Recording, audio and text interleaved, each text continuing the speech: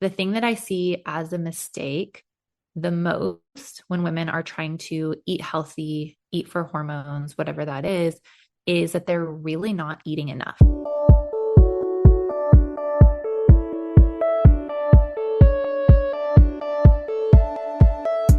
So you want to make an impact. You're thinking about starting a business, sharing your voice. How do women do it that handle motherhood, family, and still chase after those dreams? Well, listen each week as we dive into the stories of women who know. This is Call Me CEO. Welcome back, everyone, to Call Me CEO. This is your host, Camille Walker, and today is a special treat because we are talking hormones, which for any woman, that is a part of our life. And trust me, I just turned 40 this year, and I'm learning that it's even more of the equation now that I'm going into the next stage of what is perimenopause and how do I eat and how do I do this naturally? Well, we have a specialist here, Alicia Drews, who is the host of Happily Hormonal Podcast. So really, this is dipping your toes into what is available and what she has to offer. But we're going to talk about how to nourish your body daily. What are the things that you can do right now to gradually understand it better and nourish yourself day to day so that you're not having highs or deep lows, which we all want more of that. So, Leisha, thank you so much for being on the show today. Yeah, thank you so much for having me. I'm always excited to talk hormones and I love connecting with other women. So this is all of my things. Yay. Well, I'm just happy. I was thinking about this morning as I was preparing for this interview.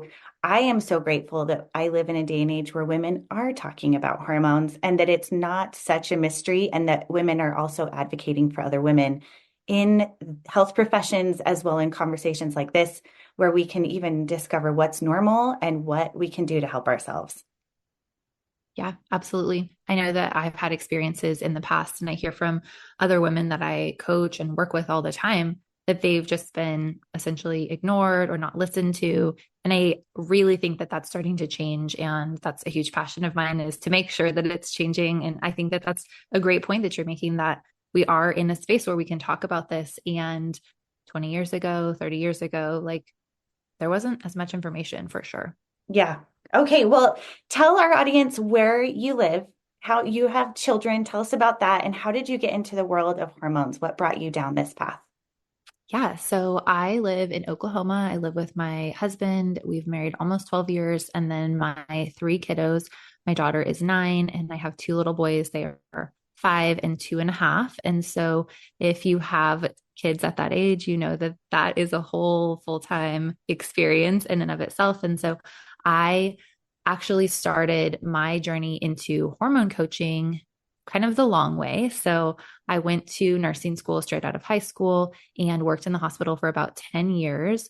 And as I started having my babies and started really paying attention to my own symptoms in my body and understanding that they weren't just normal and they weren't just something that needed a Band-Aid on top of them to ignore the symptoms, I really started to ask a lot of questions. And I did a lot of this question asking while I was in the hospital and while I was seeing this older population of people who were coming to the hospital with these chronic diseases. And I just remember some specific people that I saw who were coming back again and again and again, and they were just getting worse and worse and worse. And they were getting older, but that wasn't enough of an explanation that they should just be getting worse. And so many of the symptoms that they were struggling with and the things that were putting them in their hospital and like essentially ruining the quality of life that they had left, was these things were preventable. And I really started to, as I started to advocate for my own health and for my children's health and understand nutrition better and understand how our bodies work and gut health and all of these kind of like beginner things that we dive into when we start to become more crunchy people, we start to understand like there's a lot more to this picture. And I started to see that in conjunction with, what was going on in the hospital and realize that I wanted to be on the front side of this. And I wanted to help people prevent these chronic diseases in the first place. And so as I got a couple of certifications in functional health and a couple of different programs that I did to be able to move into more of the functional health space, I really realized that I loved working with women and I loved helping moms specifically get more balanced in their bodies, more balanced in their hormones. So they had more energy and they could have more capacity to show up as the moms and the women they wanted to be. And so that's truly my passion, is like helping women get out of this place of feeling terrible, 1 week out of the month or 3 weeks out of the month and not having energy, just not feeling like themselves. And so that's kind of the progression of how I moved into hormones, and I haven't looked back since. Oh, I love it. It's interesting because I have nieces who are now, my oldest niece is just 12 years younger than me, and she's in that phase of trying to get pregnant and dealing with PCOS and having hormone situations with trying to get pregnant. And then there's the hormones of what to do while you're pregnant and after having your baby and coming back to normal. And then you get into perimenopause, which I feel like is this brand new situation where we're barely even learning what that means and how to deal with those symptoms. So as far as what looks normal and what is a common question that people come to you with, you've been doing this now for 5 years. So what are some initial first questions to look for, or what is considered normal or abnormal? Yeah. So I think that the biggest thing to start to walk away with from this conversation is that what you may have thought was normal just because it's always been in your family or because all of your friends have the same symptoms, that doesn't necessarily mean that that is optimal for your hormones and optimal for your health. So I know that so many women have painful periods and they have PMS and like mood changes before their period. But both of those things, while they are completely accepted in our society, and it's just like, oh yeah, your period sucks. Like everyone has a period. It sucks. That's just part of being a woman, right? I just don't agree with that, because I've seen so consistently that things can change when your body has exactly what it needs to be able to produce those hormones well. And so having painful cramps, having heavy periods, clotting, having a lot of mood changes that week before your cycle or multiple weeks out of your cycle, and then even into having low energy or hormonal acne, breakouts before your cycle or breakouts throughout the month, like all of those things, in my opinion, are abnormal hormone symptoms. But we get told, oh, you're just a teenager, so your periods are going to be bad for a while, or they're going to be irregular for a while, or you're going to have acne because you're a teenager. And then we move into our 20s and we're told it's just normal to have those painful periods. It might get better after you have a baby, but take birth control for 10 years until you're ready for that, and it'll all be fine, right? Or, oh, you have mood swings before your cycle. That's just normal. Suck it up. Try to be nice. Maybe take an antidepressant if it gets bad enough.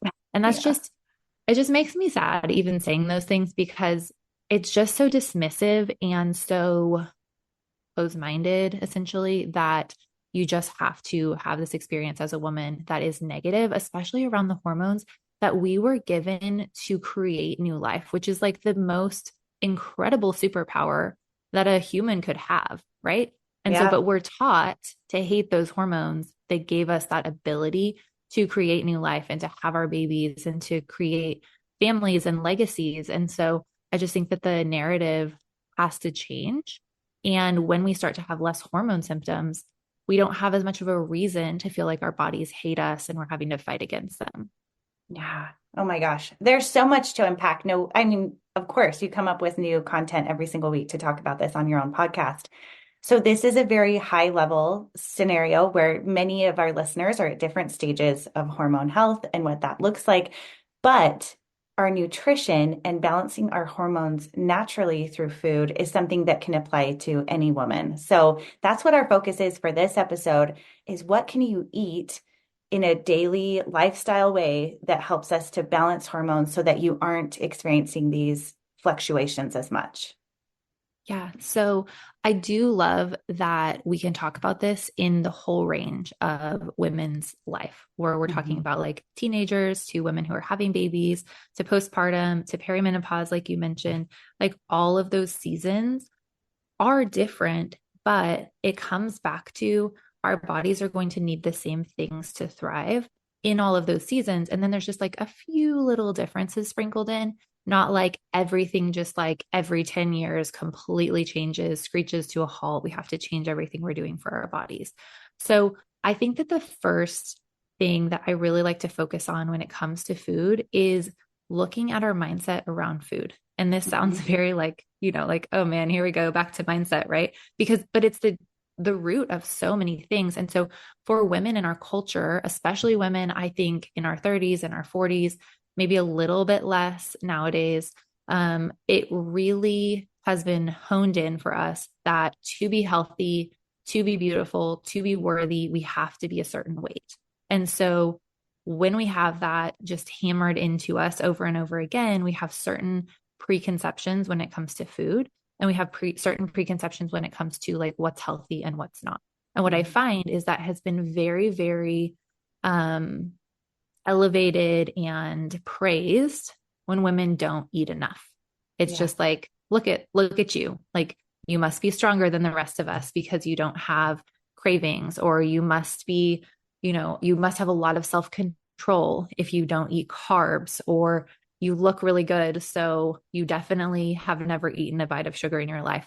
And right. And so it's just this like mindset of restriction that I find we have to really search out in ourselves before we can start to make great changes with nutrition. Because if I give you, 3 foods to eat or not eat to fix your hormones, but your mindset is still like, food is bad, I'm bad if I eat the wrong things, and I have to do this perfect, or I've failed and no one will ever love me. It sounds very dramatic, but like, I think we can all relate to that. It goes deep really fast. Yeah. So I love to be able to just talk about and kind of search your own soul and heart a little bit about like, where is your mindset with nourishment? And I love the word nourishment because it's not diet, it's not nutrition, it's not these words that we kind of like associate with trying to lose weight.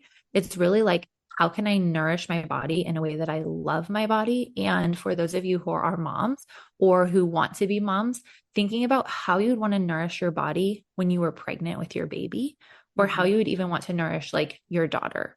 And just thinking of like the feelings of love that brings up, that maybe it doesn't come up when you just think about feeding yourself. There's a whole shift there that can be so beautiful and can make such a difference in how you can be consistent with nutrition and with feeding yourself well. So I think that that's where we have to start, even though that's not a food answer, is just like, how can we focus on nourishing our bodies and giving them what they need instead of taking things away from them and punishing them? Yeah. So that's where I want to start. I love that so much. Yeah, because I think when you shifted it to what would you want to feed your baby while you're pregnant, that is a different mindset. I know from when I was pregnant, I was a little more conscious of like what nutrients or what kind of things. I know that when you're pregnant, calcium can be sapped from your bones. Literally, your baby can take it from your bones. So I remember thinking when I was pregnant, I better make sure that I have enough calcium for both of us, and it is true that it's kind of this nourishment perspective rather than a restriction mindset. And I love that because it's like, what can you add instead of what are you taking away? And that is such a healthier way of thinking of taking care of ourselves. That's really helpful. Mm-hmm.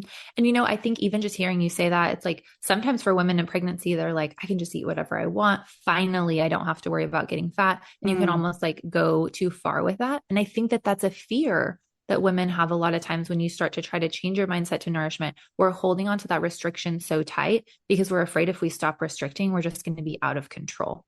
And then we're definitely going to gain the weight we don't want and feel the ways we don't want and all of those things. And so really everything that I have learned, I feel like the older I get, and I'm not even that old yet, the older I get, the more I realize that they're just like, we have to be in the middle with so many things. And so when we're looking at nourishing, the beauty behind that is when we start to actually nourish our bodies well and consistently and stop trying to restrict all the time, a lot of the things that we're holding on to as fears start to be essentially like soothed with that safety that we're introducing our body to, that we actually have what we need. We have the nutrients that we need. It's consistent.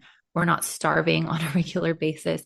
It's really incredible how it's not just a clear, like, if I let go of this restriction, I'm going to be out of control. And there really is like this gentle progression essentially of being able to nourish. So with all of that being said, the thing that I see as a mistake the most when women are trying to eat healthy eat for hormones, whatever that is that they're really not eating enough. And I was just sometimes going to say that. I'm like, I'm yeah, always so busy that I'm like, I don't even know. Oh my gosh, it's 2 o'clock. I haven't even eaten lunch. And my husband, we were talking about this just the other day. We were at lunch as a family and we each said what time we eat lunch. And my husband said, oh my gosh, it's 2. This is so late. And I'm like, oh, this is my normal lunchtime that I look at the yeah, clock and think, crap, I haven't eaten yet. And it's funny because he's like, I eat at noon on the dot. And I think a lot of times for women, we get busy doing so many things or we're just distracted that for sure, I know that a lot of times am not getting enough. So sorry to get really excited about that, but I'm like, okay, yeah, that's me. yeah, yeah. And I think that again, like I've talked about weight a lot, and that's not even the focus of so much of what I do, but I know it is a focus for a lot of us in our brains, and it's linked to health for us a lot of times. And so when we're thinking about, what we're doing that is causing weight gain, a lot of times we just assume, well, we must be eating too much. But most of the time I see that women are not eating enough. And Yeah. sometimes it's because of diet mindset restriction. And sometimes it's just what you said, like we're just busy and we're Yeah. not focused on it. And unfortunately, that leads to a lot of blood sugar imbalances within the body. And on Mhm. a hormone level, blood sugar imbalance is a true emergency because when you don't have enough glucose in your bloodstream to feed your cells, to keep your brain going, to keep all of your functions going, your body recognizes that as this is a true emergency. You spike cortisol, which is one of your main stress hormones, immediately, and rightfully so, because you need to prop up that blood sugar level as quickly as possible so you don't start to have symptoms, so your brain doesn't stop working. And so that emergency situation in the body tells your body, okay, this is an emergency, things are not safe right now. But the more that happens throughout your day or throughout your week, it starts to trigger issues with your sex hormones like estrogen and progesterone, because the more times we have this response in our body that things are not safe, the less your body is going to focus on fertility because everything is working together for your good. And when your body is protecting you, it's not going to focus on a very metabolically expensive task of keeping your hormones balanced and keeping your ovulation on track and keeping your periods regular, because you don't need to get pregnant right now when your body is stressed the heck out and it thinks there's an emergency happening, twice a day when your blood sugar drops every single day. And so it's really taking those signals that you're giving it or not giving it when you're not giving it food, and interpreting that the way that it needs to keep your body safe. So not eating enough is a big one. And it can be just not eating enough in general throughout the day or not eating consistently enough. And so a pattern that you might recognize from what you just said is like a lot of women, especially busy moms, especially business owners, they're getting up in the morning and it's like, it's go time. It's time to get stuff done. If the kids aren't up yet, you better believe you're not going to waste your time making breakfast because you can do that later when there's all the people involved in all the things. And so you're going to get up and start going right away. And you might drink some coffee because that'll help you stay alive a little bit longer. And you're just going to like get on with your day. And so a lot of women I'll see drinking coffee in the morning and then maybe skipping breakfast or eating like a late breakfast or even like a late lunch because it's just, it's easier that way sometimes. And it's not something that feels like a priority until it actually feels like an emergency later when you're like, oh, wow, I'm going to die. I'm starving all of a sudden. Right. And Yeah. so you might eat lunch a little late. And then usually dinner can be like a little bit more of a balanced meal. Maybe you're doing it with the family. It's a little bit more of a priority. And then a lot of times later in the evening, this is where cravings show up, right? Where your body's saying like, oh, I need to eat some chocolate. I need to eat some chips. I need something. And it's just your body finally having the chance to tell you when you finally slow down, like, hey, I'm really hungry. You're not giving me enough food. And then it's going to ask for the things that are going to give the quickest energy, the quickest mineral spike. And so that's why we crave like the sugar and carbs and salty foods. So if that pattern sounds familiar at all, this is an easy way to not be getting enough and to not be keeping your blood sugar balanced. And those are the two biggest things that I see as kind of like the first triggers for hormone imbalance when it comes to food. Yeah, those are really helpful. I mean, I think that is most likely very familiar to many who are listening. I actually saw a video recently that was saying something like, if you can focus all of your meals on getting your protein and your fiber in first, that will actually balance your sugar level way better, even if you had the exact same meal, but started with your sugar first and then went to your protein and fat or fiber or whatever it is. I thought that was really interesting. So I like the way that you're putting it out into what is it that we are likely to do for just busy lifestyles, and how can we reverse that and look at it in nourishment and the steps that we can take? Because I think looking at blood sugar, I have a brother who's diabetic, and so I am a little more aware of blood sugar maybe than someone would be who didn't have that in the family. But for myself, I'm not testing my blood sugar all the time. And so that's another reminder that your body will respond to that. But I didn't even think of it with the cortisol hormone, which that is something I'm learning more about all the time. So that makes a lot of sense that that would be a stress response. Mm-hmm. Yeah. So I've talked about kind of like what we're easily doing that's hurting our hormones, but what would we want to do instead? So when we're looking at food, my first thing that I want to look at is consistency. So I always recommend eating within 30 to 60 minutes of waking up in the morning and having protein and carbs together. And absolutely, fiber is very important. I really focus on simplifying because I work with moms who are busy, who are depleted in minerals from several kiddos, who are already having hormone symptoms. Try to keep things as like focused and simple as possible.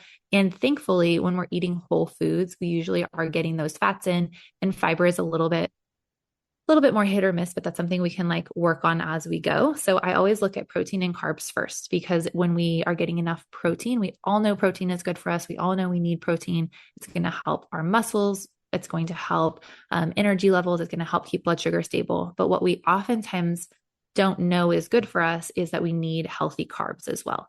And the good thing about carbs is that that's going to give you kind of like the quick energy right away when you need it. And then that protein is going to be able to be used to actually build your muscle and to actually repair tissues and things like that when you have the carbs for the immediate energy. And when you have both of those things together, you're going to have a lot more balanced blood sugar. So I like to, within 30 to 60 minutes of waking up, have something with protein and carbs. Again, I hear you if you're like, I'm definitely not making myself eggs and bacon and toast before the kids wake up. Same, neither am I. There's quick and easy little things you can do to just get a little bit like a snack right away in the morning, give your body something to go on. And then after that, you can, start living your day. If you really need coffee first thing in the morning, have some coffee, and then have like a real breakfast, maybe a little bit later in the morning. And then try to make sure that your meals always have protein and carbs together, and then are every like 3 to 4 hours throughout the day. And so maybe not a meal every 3 to 4 hours, but like a meal or snack will really help keep things stable. And when your body gets those consistent signals of safety, we start to see cortisol go down, which starts to make your hormones feel better and your energy better almost right away. Like within a week, usually we're seeing that energy starts to feel better. And that's just like the most simple step that I can give you.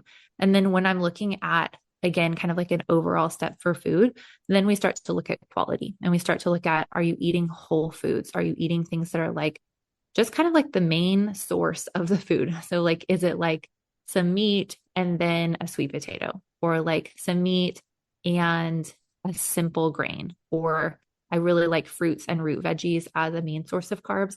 And so I like to start there. Like instead of it being, like a packaged pizza, it's more like, this is whole food. This is real food. It doesn't have ingredients in it that I don't know what they are. And it doesn't have a lot of processed oils. I think even that step, again, like that can take you a very long way. And then we can always make it fancier. We can always make it better. But if you're not there yet, those steps are going to make a huge difference. Oh, I love it. Okay, so I have a game we're going to play. You don't even know this is happening. Great. But let's go. So when I hear things like this, I'm like, okay, but tell me what you're eating. And I have some things that are my go-to. So we're going to ping pong, and I'm going to share with you things that I like to eat for breakfast, and then we'll go to snack, lunch, dinner. Are you ready? Yes, ready. Okay. I mean, you're probably more prepared than me. Okay, so one of my go-tos in the morning when it's a quick, fast breakfast, I love eating a Built Bar and an apple. They're two things I can grab in the car, and I generally will eat them before I go to like a 9 a.m. workout. So that's number one. Okay, now it's your turn. Okay. So my very favorite thing to do first thing in the morning is I really love it's essentially like a protein shake, but I make it like hot chocolate. So I just milk, and then I really love the Equip chocolate protein, and Mm-hmm. I'll do that. And I'm going to have some solid protein, but I like it as a drink because it just like feels like something slow to wake up with, or like I can do it while I'm doing a little bit of work in the morning or something like that. And then I'll definitely do that before my workout as well. But for some reason, I just enjoy like having more of a drink in the morning, and then I'll have food pretty soon after. Yeah. Ooh, I like that. Okay, so another one that I love, and I have discount codes for these, you guys. So I'll put these in the link. I have a discount for Built Bar. Another one that I love is the Transform protein, and they have a flavor that's peanut butter chocolate that I love, and I actually prefer to eat it warm. This one warm. I have certain proteins I like to drink warm, and certain ones I like to drink cold, but I love to drink that flavor and then pair it with a piece of toast with peanut butter. Okay, so your Okay. turn. That's so interesting. Warm peanut butter. I would have to try that. It's chocolate peanut butter. I know, but Chocolate I peanut put butter. it in my Cocoa Motion maker and I like to Okay. drink it warm. I showed it to my mom. She loves it too. So I don't know. It's one No, that I it like sounds to drink good. I've warm. just Yeah, it's good. never thought of that. Another one for me is just like a simple like Greek yogurt, a little bit of berries and honey. Mhm. Again, you're going to get that carbs and protein. The honey and the fruit are quick sources of energy, and then that protein in the yogurt is going to help sustain you for longer. And that again, super quick. So I love that. I love that one too. Okay, another favorite right now that I love is they're selling them at Costco, but they are the Starbucks egg bites. And they have one that's egg whites with veggies in it, or they have one that's like gyro cheese and bacon in it. But I put them in the air fryer for 10 minutes. And what I like to do in the morning is pop it in and get my kids going or doing, helping them do whatever the thing is. And 10 minutes is long enough in the air fryer that by the time I'm done helping them, my breakfast is ready. And so I can either eat it when I get back from dropping them off or eat it with them there, depending on how the morning is going. But has been one of my absolute favorites. And then I'll typically put a yogurt on the side or some strawberries too with that. Yeah, Okay, that's a last great one. one. This is your last one for breakfast. Okay, so another breakfast that I like that can be simple is it's a very similar version to like egg bites, but sometimes I'll just do a quick prep of a little bit of like whether it's frozen cut up potatoes or I cut them up myself, and then just a scrambled egg, cheese, maybe throw a few veggies in there and just bake it. So essentially like a little quiche, but not really with a crust. And then we can use that for just like a little breakfast square, eat it by itself, or sometimes I'll put it in a breakfast taco. So that can be like a couple of breakfasts if I know that the mornings are going to be really busy and I won't have time to necessarily make something. Yeah. Are you cooking that in like a muffin tin? I can do it in a muffin tin. A lot of times I'll just do it in a big Pyrex and just cut squares of it. Oh, okay. Yeah, Sometimes like that a feels breakfast easier casserole when I'm kind of. making it, not necessarily Yeah. when I'm taking it out, but when Oh, I'm yeah. making it, it feels easier. Well, whatever. It's fine. It's all the same. Okay, so let's go to snacks. So this could be for mid-morning or after lunch. You go first. Okay, so one of my favorite snacks is a raw carrot salad. This is a big one that's really Mm. good for your hormones. It's really good for your gut and estrogen detox. And so it's essentially just like a shredded carrot with a little bit of oil and vinegar. I like MCT oil. It's like a liquid form of coconut oil, and then a little bit of apple cider vinegar and salt. That one, if you're looking for some fiber, really good fiber. And then I'll usually have like a little side of protein with it, like maybe a couple pieces of cheese or some cottage cheese or something like that. Oh, that sounds good. I saw someone on TikTok making a corn or a carrot salad like that, almost identical to those ingredients. And I thought that looks so crunchy, like to satisfy that crunch and almost like that saltiness that you crave. So it's Mm-hmm. like if you're craving potato chips, do carrots instead. Mm-hmm. I love that. Okay, so one that I have had recently that is so easy and basic, but I love it is the Taylor Farms snack. It's basically like a mini veggie tray, but it comes with almonds and cheese or a little turkey sausage and cheese with broccoli and carrots.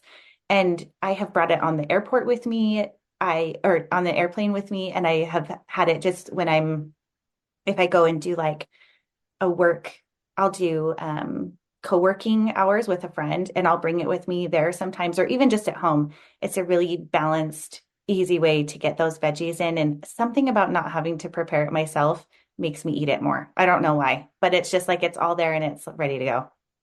Yeah, that there is definitely something to that. An easy one that I like to have just in the car, or I'm recently out of a diaper bag, but I've had a diaper bag for a long time, is just some beef sticks. At Costco, you can get the Chomps beef sticks, or you can get Ooh, I love Chomps. the little blue package ones. I can't think, Archer Farms, I think. Uh-huh. I like the Chomps personally for an adult sized person. You need a little bit bigger size than the little baby one. So I'll do like a Chomps bar and then either a piece of fruit or like some dried fruit, like dried mango or something. If you want to keep it in the car, then some dried fruit is a really good option. And that's just like so easy. Yeah. Ooh, I like that. Okay. Last one for snacks. I love hard-boiled eggs and you can buy them at Costco pre-made, but again, these are easy to make. But if you know you're not going to, and it makes you eat healthier to have it done for you, then do it. So I'll just eat hard-boiled eggs, and then I might have like an apple with it, or some cutie oranges or something. Yeah, that's a great one too. Okay, so do you have one more snack? I was going to think of one, but we can go on. Okay, that's fine. Another snack I really like is cottage cheese with cut up apples in it. I think that's so good. Or cottage cheese with a cut up cucumber, tomato, and avocado. That's another favorite. Have you ever put jam in it? No. What kind of jam? It sounds weird, but it's really good. In which one? The one with like more in savory? Cottage cheese. Just jam? No, just jam. Like I'll put like strawberry jam, or even sometimes like I had a jam that had like little pieces of berries in it. Like maybe it was a mixed berry jam. I just mix it in with the cottage cheese. I don't know why it's so good, but it's really just good. Spoon it like cereal? Just like a tablespoon. Yeah, and you just eat it with a spoon. Okay. Cool. I'll have to try that one. All right. We'll do a combo of lunch and dinner because they could be the same. So you start with yours. This is a hard one. Easy. Yeah, it is hard. It is now really it's hard. Like feeding other people.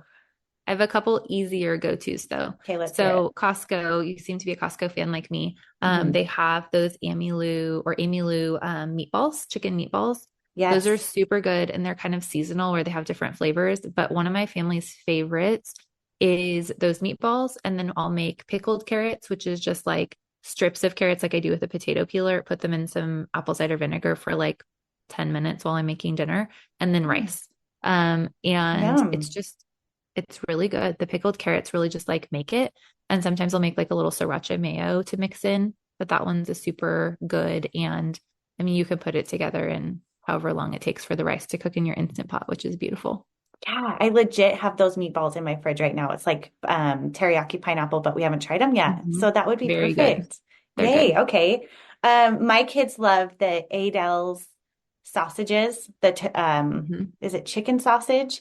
And we'll put that on, we'll do that with spaghetti, or even on so this is one thing that I will do with my kids, especially when they were younger, that really helped them to eat veggies, was to do cucumber chips, is what we called them. But all it was cucumbers sliced really thin. And so we would just do like cucumbers, potatoes, and sausages, like basic. But they love it. I think that basic, especially when you have kids, is kind of the only way to go for a while. And I've even told my husband, sometimes I'm like, I'm so bored with this dinner right now, but also like no one's complaining. So win. Yes. So I try to definitely spice it up where I can. And my kids are getting a little better, but sometimes it is just like, I think you sometimes just have to do the basics when things are busy and you're getting what you need. And then like, you can fancy it up whenever you want to. Yeah. Okay. This is more of a dinner in my opinion, but I love making quinoa bowls, and it's just like exactly what it sounds like. I'll do ground beef, quinoa as kind of the base, and then you can add whatever veggies you want to add. It ends up being a lot of veggies for me typically, but usually I'll roast some sweet potatoes, and then we'll add like, maybe it's tomatoes, some sort of like chopped lettuce. We did collard greens the other night just for like a different vibe with it. I can throw in tomatoes. I think I already said tomatoes, cucumbers. Sometimes you can kind of make like a little bit of a sauce to go with it, but truly it's kind of crazy what random vegetables you can get out of your fridge that you need to use up, and how it goes really well together with a quinoa bowl with beef. So that's kind of my like end of the week, like clean out the fridge meal, I'm like, okay, I have like these 4 or 5 different kinds of vegetables that we've got a little bit of. So like maybe zucchini or another type of squash, or I put some eggplant in there the other night because I didn't know what to do with my eggplant. Like any of those things you can kind of throw in, and it makes a really pretty colorful bowl. I'll do like some shredded carrots in there sometimes. And it all just like somehow goes together and is really good. Oh, this is making me hungry, let's be honest. So, for sake of time, because a lot of times I know when my hormones are maybe out of whack, sugar cravings, let's talk about maybe a healthy snack or treat that would be better for us than reaching for the tub of ice cream. I'd love to hear your ideas. Okay, so a couple of go-tos are bone broth hot chocolate. So I do it kind of the same way as I just did my like morning hot chocolate, but I'll do milk. I like to just do raw milk. We have a farm locally that's really good for that. I'll do usually chocolate protein powder. And then I have found that I can add like half a cup or maybe even 3/4 a cup of bone broth in there. And I don't even notice that it's there. So find the ratio that works for you, but that's going to make it a lot more mineral rich, which will actually help satisfy that craving. And I really just like, I mean, I'm just a hot chocolate fan myself, but when I can make hot chocolate that has 20 grams of protein and some minerals in it and actually no sugar, there's no reason not to. So yeah, I do a lot of hot chocolate, at least once a day. I probably have some hot chocolate. Another one that I like that's a little more summery is just like some plain Greek yogurt. I always have frozen cherries. My kids love those. And so I'll chop up some frozen cherries and put a few like chocolate chips and maybe like a little drizzle of honey. That's delicious for a little nighttime snack. And then I always am a fan of making like some whole food ingredient, maybe gluten-free cookies or brownies here and there. But I do want to say, like, if you're having a lot of sugar cravings, it really is your body telling you that you're not getting something that you need. And so as I have moved out of a restrictive mindset with food and I've moved out of trying to like restrict everything, I don't eat a lot of sweets, or even when I do make sweets, it's just not a big deal anymore. And it used to be like, if I made cookies, I was going to eat all the cookies within a day or two. And it's just not that anymore. So I think that, having a healthy swap for sugar is a great option. And if it's like out of control sugar cravings, that's something that you can address with getting your body more of what it needs. That something's out of whack. So say that someone listening right now is thinking, this all sounds well and good, but what are my best first steps with knowing we talked about some of the symptoms, but how does someone know if it's what we would maybe consider like a regular sugar craving versus, oh, my hormones I'm in trouble, like I need help? What are some first steps that would be good to take? Yeah. So I think that first step really would be come over to my podcast. I have episodes on just like so many different layers of this. So really you can come find information on what is most specifically going to relate to you. But as far as just, kind of knowing like whether your symptoms are within the realm of normal or not, if they're affecting your life or it's like really taking up a lot of your thought life, that's the time that it's time to do something about it, essentially. And so I have lots of different resources at kind of like different levels, depending on if you need a little bit of help or if you need like full hand holding, let's figure this out together, let's do testing. There's options available. Yeah. We talked about this briefly before we started this recording, but what's really cool about your approach is that you actually have coaching and a group, like a course that people could take. So there's different levels of depending on how much help that you need, as well as helping with mindset and really getting into what's going on for each person. Because let's be honest, with hormone health, there is depending on the age you are or what your symptoms are, it's a puzzle, but I love that there are people to help us put the pieces together. Yeah, absolutely. I definitely couldn't have done it for myself when I was in the thick of it and I didn't know where to go. Would you say of all the people that you've helped, what has been one of the best, what has been the best payoff for you or transformation that you've seen with people you've helped? Okay, that's a great question. I have like 3 or 4 that are coming to mind right now. And so I'll kind of just give you like a quick little overview of a few different ones. But I had one client in particular who had just essentially like become not like herself anymore, where she was only having a few good days out of the month with her mood. And it just took, instead of it being like 3 weeks of PMS in the month, within the first month, it was like I had 4 days, and then it went down to 3 days. And then it was like, I'm, back to being myself every day out of the month, except for maybe like a few hours, I feel snappy. And so like a transformation Wow. like that, like that's where we're talking about capacity and like changing your life in motherhood. And Mhm. I've also had I've had multiple clients that I've helped with period pain, but one in particular that I can think of, she used to have like 2 to 3 days on the couch with a heating pad, just like severe period pain. And over the course of the time we worked together, she was getting ready to get married, and she ended up, unfortunately, getting her period on her wedding day. Oh But the no. good news is it didn't slow her down. She didn't have to be Oh, on the couch, and she actually felt good throughout her whole wedding and into her honeymoon because we had worked on her period symptoms. So that one was really cool just because it was such a special day of her life that didn't get completely ruined.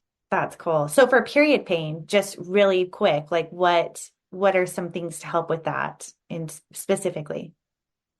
Yeah. So I always am going to go back to the foundations of nourishing your body well, and then making sure that your body is able to detoxify well. Those are going to be Mm, the big things. And that's a little bit more of like a step by step than just like, here's something to try. right. Like with your And gut and going through all of it. Yeah. yeah. And the things that I would try kind of on a more immediate basis are slowing down a little bit around your period, just not trying to like go, go, go if you know that you're typically going to have symptoms. Doing a lot of like hip opening stretches can be really helpful. Chiropractic can be helpful. So, kind of more of like those structural issues. And then I really like castor oil packs. I think you were talking about castor oil Yes. recently on an episode, but castor oil packs and actually using them down over the uterus for the last week of your cycle can make a pretty significant difference in period pain over time. Is a castor oil pack something that you buy or do you make your own? You can buy them. Okay. There are multiple like more obvious brands that are more popular, but you can Uh-huh. also just get them on Amazon now. You didn't used to Oh, be able to, but they've gotten really okay. I'll have to popular. So you check can that just out. get I'll them on link to Amazon. that. I'll link to that below for sure. Mhm. Well, I would love to hear as we're wrapping up here, what is something you are reading, watching, or listening to? So I have been reading because I'm in such a busy season of motherhood and business. Really, what I've been reading is just mindless fiction That's most of totally the time. fine. Yeah, tell us. We It's love it. so I have kind of rediscovered my love for like Southern fiction authors. And one that I've been reading more lately is Dorothea Benton Frank. So I read a couple of her books. They're just like super fun Southern summer beach reads. And I also really like Elin Hilderbrand. She has some really good beach reads as well. So that's really what I've been reading. And then you can always find me listening to podcasts on motherhood and business. And I like to kind of skip around with those, but there's always something for sure. Yeah, I love that. Okay. And then your motherhood moment that you'd like to share. So I have been doing some just journaling and mindset work myself, as we all probably are. And yesterday I had told my kids that I had some words that I was working on that I was just like, these are words that I am wanting to be more of. And I helped them pick some words for themselves too. And so my Mm. little 5-year-old told me that his word was happy and he wanted to be happy. And I was like, that's a great word. And we're going to work on that today. And it was really cool to see just that intentionality. And when he would start to get upset about something, and he would remember to be able to say his little word of like, Oh, I'm cute. going to be happy, even if things are hard. And just to see like the affirmation that that gave him. I think it was just an encouraging moment in my very recent motherhood that showed me the power of us being intentional as moms. And I know for me, especially like doing all the things, sometimes being intentional in like all the things is really hard to do. So that was just a little encouraging moment and a sweet moment with my 5-year-old. Oh, that's awesome. Well, this has been so helpful. I am sure our listeners are ready to hear more. Please tell us where we can find you online.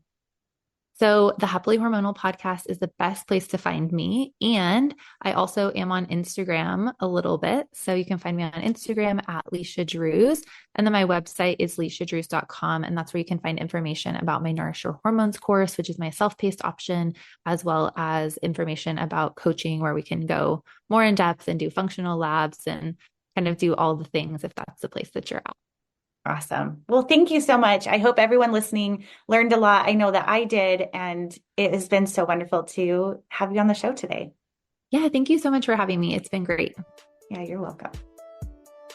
All right, for everyone listening, please make sure that you are subscribed to the episode so you never miss a show. There's so many awesome interviews coming up, and I would love to have you hear them all. Thank you so much for being here today. We'll see you next time. Hey CEOs, thank you so much for spending your time with me. If you found this episode inspiring or helpful, please let me know in a comment and a 5-star review. You could have the chance of being a featured review on an upcoming episode. Continue the conversation on Instagram at Call Me CEO Podcast. And remember, you are the boss.